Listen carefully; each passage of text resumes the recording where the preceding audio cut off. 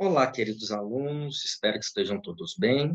Hoje nós vamos tratar na nossa aula sobre uma temática muito importante, que é a temática relativa ao povo. Quando nós discutimos a origem e surgimento do Estado, nós vimos que o Estado, basicamente, ele se compõe de três grandes elementos: o povo, o território e a soberania. Hoje nós vamos nos dedicar a falar deste primeiro elemento e certamente um dos mais importantes elementos para a existência daquilo que nós chamamos de Estado. Quando a gente fala sobre o elemento subjetivo que dá origem ao Estado, é muito comum nós vermos na literatura a existência de quatro termos, né, quatro palavras para tentar designar o elemento subjetivo do Estado. E são elas: povo, população, nação e cidadão. Essas palavras, normalmente, elas são usadas de forma indistinta, como se elas fossem sinônimos.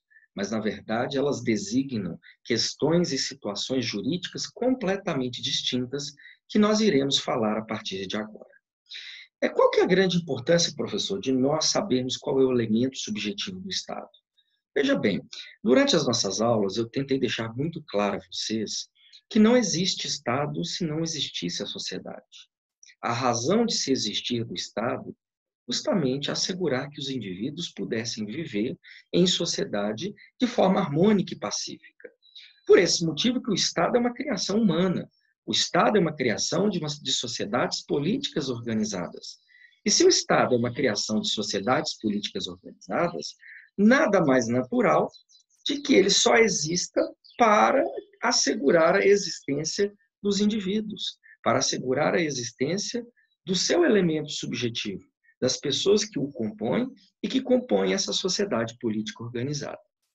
O primeiro termo que normalmente é usado é o termo população. O termo população não deve ser utilizado como o elemento definidor do Estado, por quê? A população, pessoal, ela é considerada aquele conjunto de pessoas que se encontram em um determinado território em um dado momento. Desta forma, integram a ideia de população não apenas aqueles indivíduos que fazem parte, sob uma perspectiva jurídica, daquele Estado. Os estrangeiros, por exemplo, que estiverem de mera passagem ou estiverem temporariamente sobre o território daquele Estado, são considerados população, mas não podem ser considerados elementos subjetivos do Estado.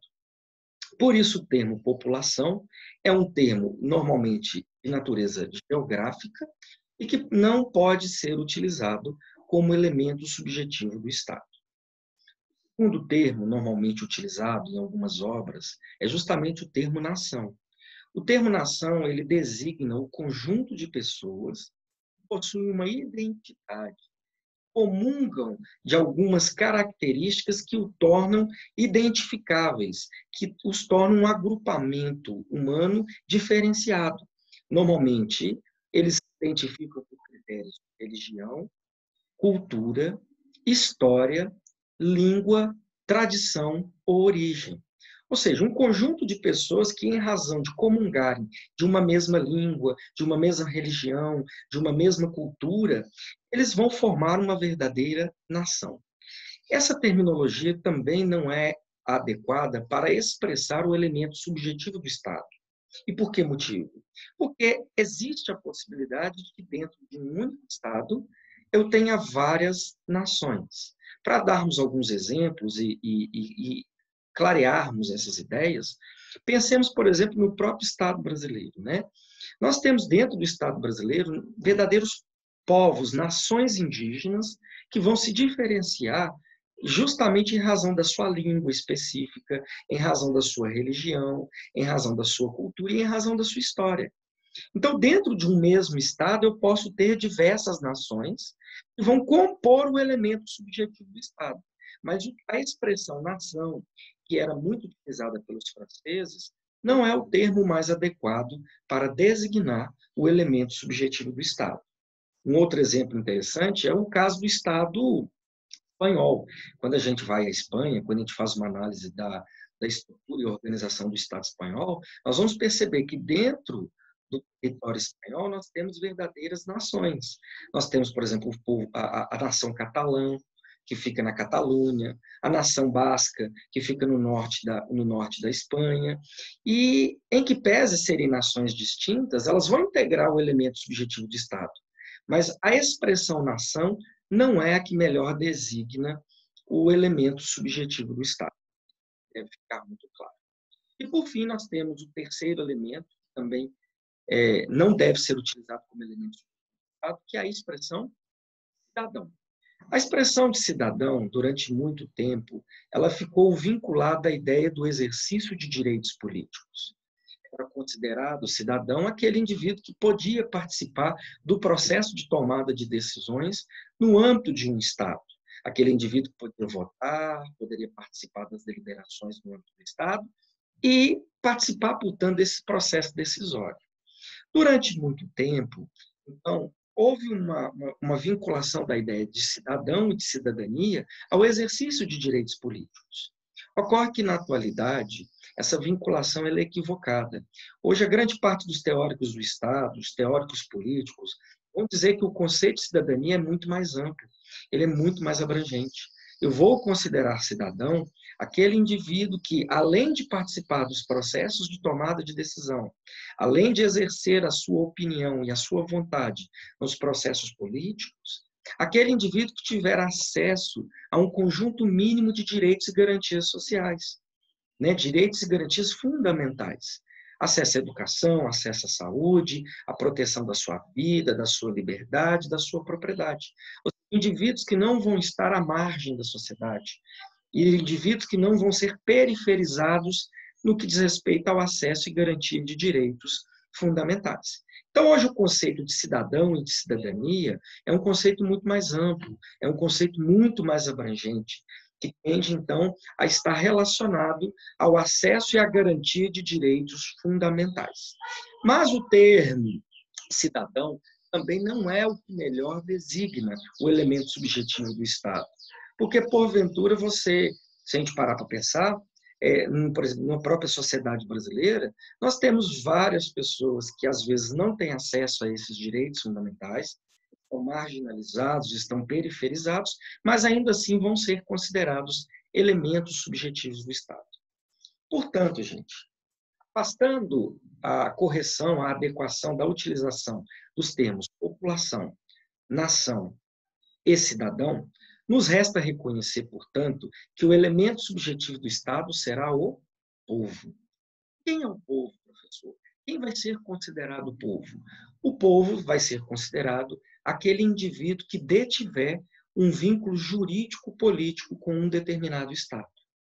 E esse vínculo jurídico-político é o que vai estabelecer para este indivíduo um conjunto de direitos e deveres estabelecidos tanto no texto constitucional quanto na lei. O que torna alguém povo, o que torna alguém pertencente a um Estado e submetido à jurisdição e ao poder soberano do Estado, é este vínculo jurídico-político que o designa povo. Esse vínculo jurídico-político, ele é conhecido como nacionalidade.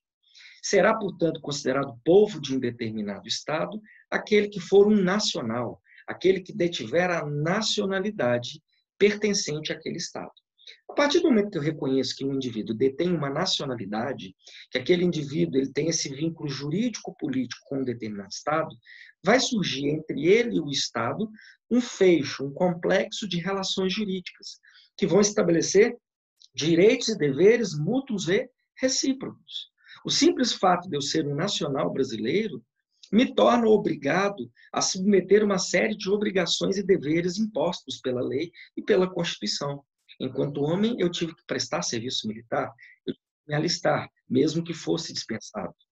Enquanto cidadão, eu sou obrigado a me alistar eleitoralmente e a participar dos pleitos e processos eleitorais, quando eu sou convocado e nos exatos termos da Constituição. Mas, ao mesmo tempo, enquanto nacional, vai surgir para mim um complexo de direitos e garantias fundamentais que são assegurados pela Constituição e pela lei. É o Estado brasileiro que tem que me garantir a vida, é o Estado brasileiro que tem que garantir a liberdade, a propriedade, o direito de reunião, o direito de associação, educação, saúde, lazer, cultura. Todos esses direitos esculpidos no texto constitucional. Mas isso por quê? Porque eu tenho um vínculo jurídico e político com o Estado brasileiro. Eu detenho a nacionalidade brasileira. E isso é que cria entre o indivíduo e o Estado esse liame, essa vinculação, que gera entre eles direitos e deveres mútuos e recíprocos. Portanto, gente, é com muita tranquilidade que nós podemos afirmar que o elemento subjetivo do Estado é o povo. Esse povo cria esta vinculação com o Estado através desse vínculo jurídico-político que nós chamamos de nacionalidade. Agora, nós precisamos entrar numa questão importante. Professor, mas, ok, então o senhor disse que o elemento subjetivo do Estado é o povo e que este vínculo jurídico e político entre o Estado e o indivíduo, ele vai surgir através da chamada nacionalidade. Mas aí vem a pergunta, quem são os nacionais? Como se adquire a nacionalidade de um Estado? Pois bem, pessoal, cada Estado, conforme nós veremos nas nossas aulas, é detentor de um poder soberano. E este Estado, através dessa vontade soberana, que pertence ao povo, e é delegada e transmitida ao Estado, é que irá definir normas jurídicas e critérios jurídicos para estabelecer quem serão os seus nacionais, quem serão aqueles que integrarão o povo daquele determinado Estado. Então, cada Estado hoje no mundo terá nas suas constituições e terá nas suas normas jurídicas os critérios e procedimentos para que alguém seja considerado um nacional e, portanto, para que ele integre o conceito de povo e tenha, em relação àquele determinado Estado, um conjunto de direitos e deveres, chamado de nacionalidade. Então, cada Estado, então, vai ter essa soberania para poder definir critérios para dizer quem são seus nacionais e quem não são os seus nacionais. Obviamente que nós vamos perceber que há determinados estados que estabelecem regras mais brandas, condições e requisitos mais fáceis de serem cumpridos para que alguém se torne um nacional. São estados que não estão muito preocupados em fechar o seu conceito de povo, dificultar o reconhecimento da nacionalidade. Outros estados, todavia, vão adotar posições mais restritivistas, vão estabelecer critérios e procedimentos mais dificultosos para reconhecer alguém como seu nacional, como acontece, por exemplo, com os Estados Unidos, como alguns países europeus, tem uma política de reconhecimento restrito da nacionalidade aos indivíduos, de modo a garantir, portanto, que o seu povo se baseie em critérios muito fechados, em critérios muito rígidos. Ok? Agora, professor, quais são os critérios que são normalmente adotados para se atribuir e reconhecer alguém como um nacional? Basicamente, nós vamos perceber que os principais estados no mundo, eles vão adotar dois grandes critérios para reconhecer alguém como um nacional. E esses critérios são os critérios do ius solis e o critério do ius sanguinis. O ius solis é o critério que leva em consideração o local do nascimento do indivíduo. E o critério do ius sanguinis, ele vai levar em consideração a questão do sangue, a questão da descendência. Ou seja, a grande parte dos estados no mundo entende o seguinte: se o indivíduo nasce em território daquele estado, ele provavelmente será considerado um nacional daquele estado. Da mesma forma, pelo critério do ius sanguinis, se alguém é filho de pai ou mãe de alguém que detém a nacionalidade daquele estado, normalmente os filhos terão a mesma nacionalidade dos seus pais. Até mesmo, gente, partindo do pressuposto que, em sendo uma criança desprotegida, recém-nascida, é necessário que ela tenha os mesmos direitos e deveres dos seus pais. Até porque a tendência é que crianças vivam com seus pais. Então, os dois principais critérios adotados no mundo para o reconhecimento e atribuição da nacionalidade são os critérios do ius solis e do ius sanguinis.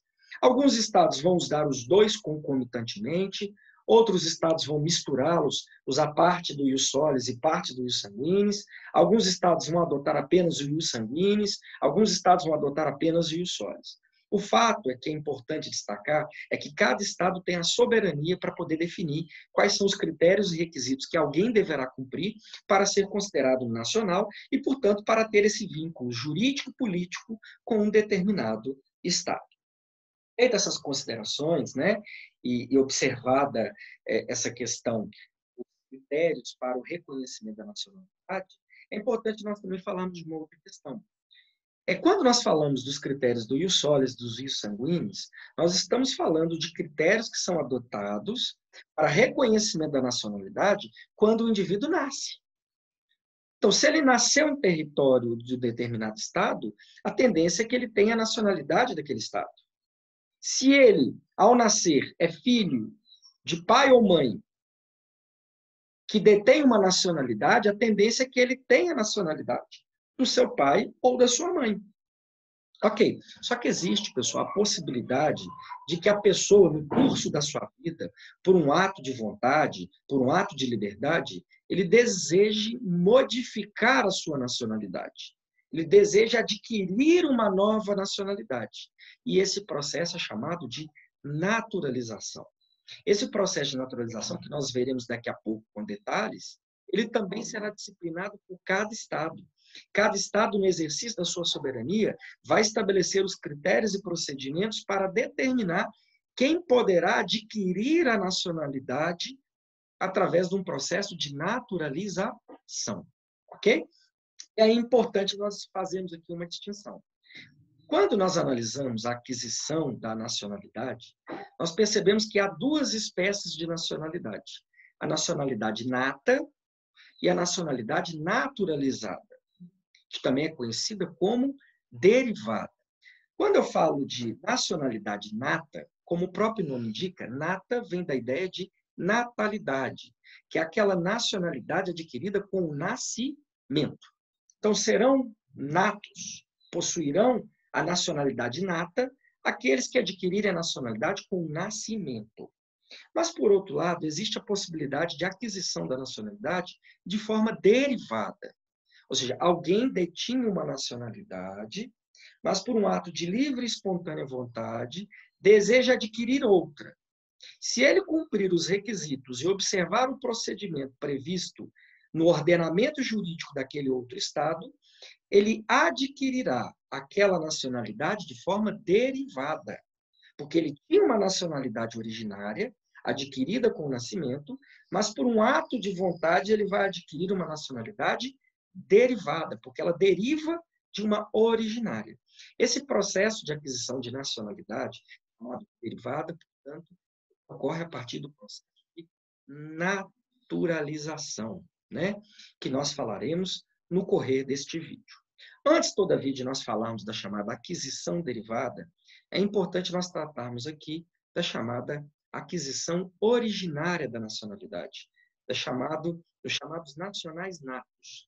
E aí nós vamos adentrar no estudo da Constituição do Estado brasileiro, que é o que nos interessa. A pergunta que nós temos que nos responder agora é: quem são, professor, os brasileiros natos?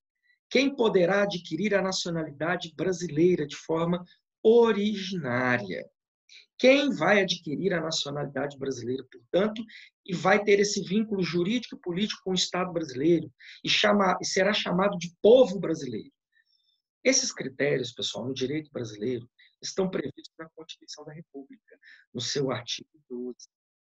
12 vai trazer 3 situações, 3 hipóteses em que alguém será considerado brasileiro nato, utilizando-se dos critérios, ora, do ius sanguinis, ora, do ius solis, e, por vezes, mesclando parte do ius sanguinis, parte do ius solis, para definir quem será considerado um brasileiro nato. E aí, nós temos no artigo 12 da Constituição a previsão do seguinte: olha, será considerado brasileiro nato os nascidos na República Federativa do Brasil, ainda que seus pais sejam estrangeiros, desde que não estejam ao serviço do país estrangeiro. Então, a linha A, perdão, do artigo 12 vai trazer o critério do ius solis. Serão considerados brasileiros natos aqueles que nascerem em território brasileiro, ainda que seus pais sejam estrangeiros. Mas estes pais estrangeiros não podem estar a serviço do governo estrangeiro. Isso nós falaremos daqui a pouquinho. Veja que o artigo 12, inciso 1º, a linha A, traz o critério do ius solis. Você nasceu em território brasileiro, você tenderá a ser brasileiro, você poderá ser brasileiro nato. Mas ele cria uma exceção. Ele diz o seguinte, olha, se eu sou filho de pai ou mãe estrangeira e eu nasço em território brasileiro, eu poderei ser brasileiro. Mas se os meus pais estiverem a serviço do governo estrangeiro, eu não poderei adquirir a nacionalidade brasileira. Por quê? Normalmente, nesses casos, quando os pais estrangeiros estão a serviço do governo estrangeiro, necessariamente os filhos nascidos, independentemente do local em que nasceram, terão a nacionalidade dos seus pais, porque os seus pais estavam a serviço do governo estrangeiro. Então, nós temos aqui, no artigo 12, inciso 1º, a linha A primeira hipótese de adquisição da nacionalidade nata no Brasil, que é o critério do ius solis. Os nascidos em território brasileiro, ainda que filhos de pais estrangeiros. A segunda hipótese de aquisição da nacionalidade nata no Brasil, ela está descrita no artigo 12, inciso 1º, a linha B. Os nascidos no estrangeiro, de pai ou mãe brasileira, desde que qualquer um deles esteja a serviço da República Federativa do Brasil. Veja, então, que no artigo 12, inciso 1º, a linha B, o que vai predominar é o critério do ius sanguinis, o critério da descendência. Se eu sou filho de pai ou mãe brasileira, ainda que nascido no exterior, eu serei considerado brasileiro se os meus pais estiverem a serviço da República Federativa do Brasil. Veja que vai predominar aqui é uma junção do critério do ius sanguinis com o fato dos pais estarem a serviço do governo brasileiro em território estrangeiro. Então, percebam bem. Aqui nós temos a segunda hipótese de aquisição da nacionalidade nata no direito brasileiro. Sou filho de pai ou, não precisa ser os dois brasileiros, um deles brasileiro, mesmo que eu nasça em território estrangeiro, mas um dos meus pais, o brasileiro em especial, estiver a serviço da República Federativa do Brasil, eu serei considerado brasileiro nato. Agora nós temos a terceira hipótese de aquisição da nacionalidade brasileira nata, que é aquela descrita no artigo 12, inciso 1º, a linha C. Vejamos o que diz. Nascidos no estrangeiro, de pai ou mãe brasileira, desde que eles sejam registrados na repartição brasileira competente. Vamos parar aqui na leitura para a gente compreender. Então, veja, se eu sou filho de pai ou mãe brasileira, nasci no estrangeiro, se quando eu nasci meu pai me registrou na repartição brasileira competente, na embaixada, no consulado, no órgão diplomático, eu serei considerado brasileiro pelo simples fato de ser filho de pai ou mãe brasileira. Aqui nós teremos também uma predominância do critério do ius sanguinis, o critério da descendência. Se eu sou filho de pai ou de mãe brasileira, mesmo que nascido no estrangeiro, pelo simples fato dos meus pais terem me registrado na repartição brasileira competente, eu serei considerado brasileiro. Mas o dispositivo contido na linha C do inciso 1º do artigo 12 ainda abre outra possibilidade, que é o seguinte.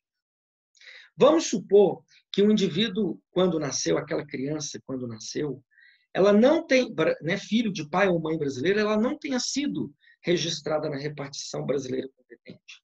O que é que o artigo 12, inciso 1, a linha C trata? Ele fala assim, olha, se essa criança não for registrada na repartição brasileira competente, e quando ela completar a maioridade, ela vier a residir no Estado brasileiro, ela mudar-se para o Estado brasileiro e aqui fixar a sua residência, ela poderá, a qualquer tempo, após adquirida a maioridade, optar pela nacionalidade brasileira. E aqui nós temos uma situação interessante. Vamos supor, por exemplo, que uma mãe brasileira casa-se com um pai espanhol. E esta mulher fica grávida e o filho nasce, por exemplo, na Itália. Veja bem, nós teríamos aqui a possibilidade que essa criança pudesse ser italiana, porque nasceu em território italiano, pudesse ser espanhola, porque o seu pai é espanhol, pudesse ser brasileiro, porque sua mãe é brasileira. O que vai definir a nacionalidade dessa criança? Definir o local em que ela foi registrada. Se a legislação italiana permite, pelo simples fato dela ter nascido em território italiano, ela possa ser italiana, se ela for registrada perante as autoridades italianas, ela será italiana. Se a lei espanhola reconhece a possibilidade que filhos de espanhóis sejam espanhóis, se ela for registrada perante a repartição espanhola, ela será considerada espanhola, ela terá a nacionalidade espanhola. Agora, se ela for registrada perante a repartição brasileira competente, ela será brasileira. Mas vamos supor que ela nasça na Itália, seja registrada perante o órgão italiano, tenha nacionalidade italiana, mas com o passar do tempo, quando completar 18 anos, a maioridade, venha residir no Brasil. E por algum motivo deseje ser brasileiro. Ela poderá? Sim. Nesta hipótese, sim. Por quê? Porque a nossa Constituição vai considerar que, desde quando ela nasceu até completar a maioridade, ela era incapaz. E, portanto, a sua nacionalidade ela não decorria de um ato de vontade desse indivíduo, mas sim de um ato de vontade dos seus pais, que, quando do seu nascimento, escolheram a sua nacionalidade. Então, a Constituição ela abre a possibilidade, portanto, para que essa pessoa, mesmo que tenha uma nacionalidade estrangeira, pelo simples fato de ser filho de pai ou mãe brasileiro, quando ela voltar a residir no Brasil, e, tendo obtido a maioridade, ela possa optar a qualquer momento pela nacionalidade brasileira. É um reconhecimento importante. Então, veja bem, o Estado brasileiro estabelece, portanto, vários critérios, várias hipóteses em que alguém será considerado um nacional brasileiro e, portanto, será considerado povo brasileiro. O que nós falaremos na nossa próxima aula é sobre o processo de aquisição derivada da nacionalidade através do processo de naturalização. Desejo a todos vocês bons estudos, espero que tenham gostado. Obrigado.